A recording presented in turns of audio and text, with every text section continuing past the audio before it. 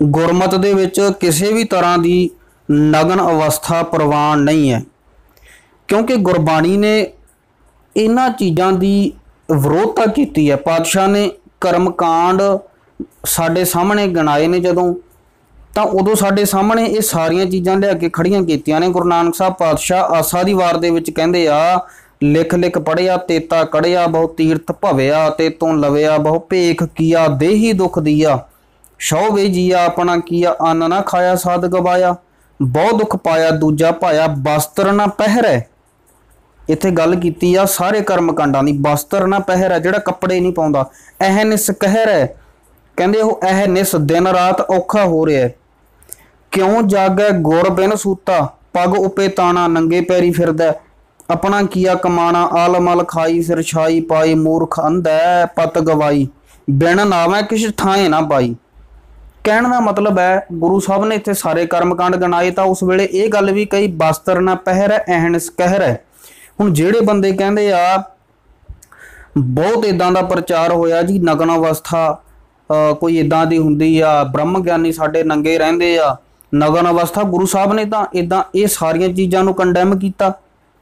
बाबा कबीर साहब नूं पुछ लीए, बाबा कबीर साहब ने जदों कसवट्टी साडे सामने रखी, नगन फिरत जो पाइया जोग, बन का मिर्ग मुक्त सब होग, क्या नांगे क्या बांधे चाम, जब नहीं चीनस आत्म राम। पातशाह जी कहंदे, जे नंगे रहण दे नाल कोई रब मिलदा है, जे नंगे रहण दे नाल कोई अवस्था बनदी है, कहंदे फिर आह जिहड़े बन का मिर्ग मुक्त सब होग, ये तो कहते सारे जंगलों के विच जिहड़े रहण वाले पशु ने पंछी ने, उन्हां दे किहड़े कपड़े पाए हुंदे आ, वो किहड़ा कोई जीन टॉप पा के रखते आ, उन्हां दे वस्त्र पाए ही नहीं हुंदे। उन्हां नूं तां फिर पहला रब मिल जाना चाहिए। इसलिए अनेकां थावां दे उत्ते पातशाह ने इस चीज़ नूं कंडैम कीता। भाई गुरदास जी नूं पुछ लीए, भाई गुरदास जी कहने, मिलै जे तीर्थ नहातियां, डड्डां जल वासी, वाल वधाया पाइया बड़ जटां पलासी, नंगे रहिया जे मिलै वन मिर्ग उदासी। उही उदाहरण साडे सामने एग्जाम्पल रखी आ, नंगे रहिया जे मिलै वन मिर्ग उदासी। तो कहने नंगे रहण दे नाल रब मिलदा होवे, तां इन्हां पशुआं नूं पंछियां नूं सब तो पहलां रब मिलना चाहिए। एक गुरबाणी दे विच पातशाह ने ना दिगंबर शब्द वरते, उहदी भी आपां गल करनी आ।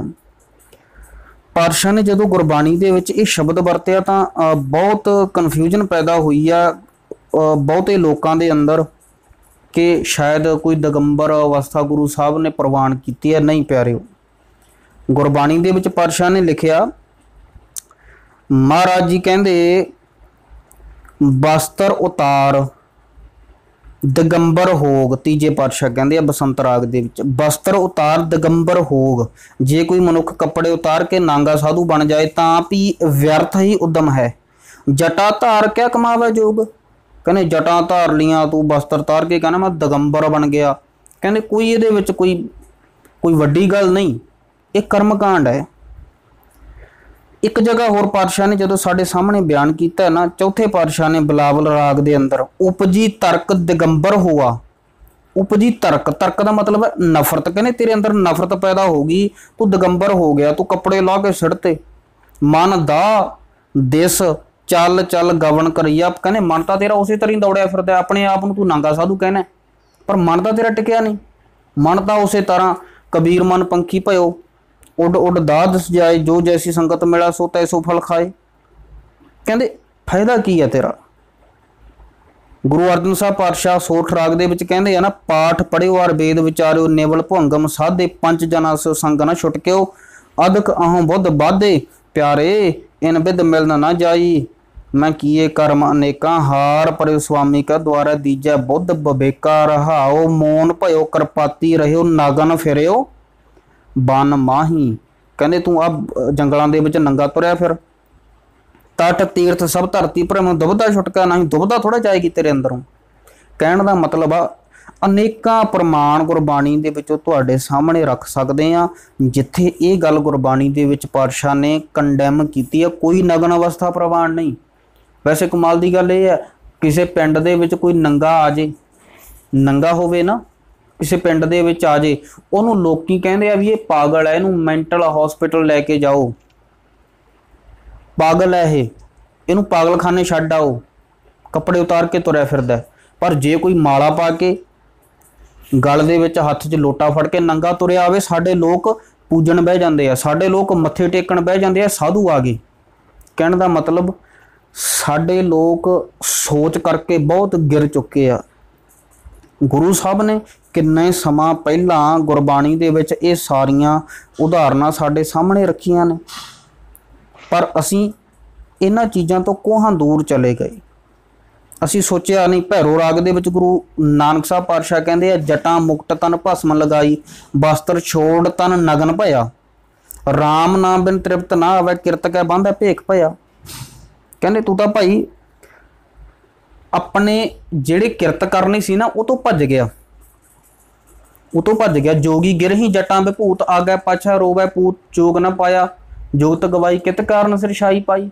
जोगी बन गया तू, पर तू इन्हां चीज़ां दे नाल कोई रब दे नेड़े नहीं हो गया, इन्हां चीज़ां दे नाल रब दे नेड़े नहीं होएगा। कहण दा मतलब ये जिहड़े पखंड करदे आ, नांगे साधु आ, जिहड़े कहंदे असीं ब्रह्म ज्ञानी आ, असीं रब दे नेड़े पहुंचे होए आ, असीं कपड़े नहीं पाउंदे इस करके असीं वड्डे आ, असीं महान आ।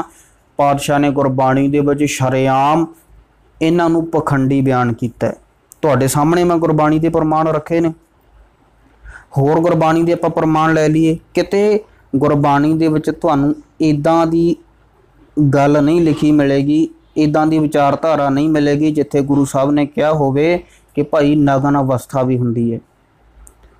पर प्यारे सानूं समझण दी लोड़ है, सानूं आप गुरबाणी पढ़न दी लोड़ है। गुरबाणी नूं पढ़ के समझ के तां असीं इन्हां सारियां गल्लां नूं अपने जीवन दे विच लागू कर सकदे हां और इन्हां दे पखंडियां तो असीं जाणू हो सकदे हां।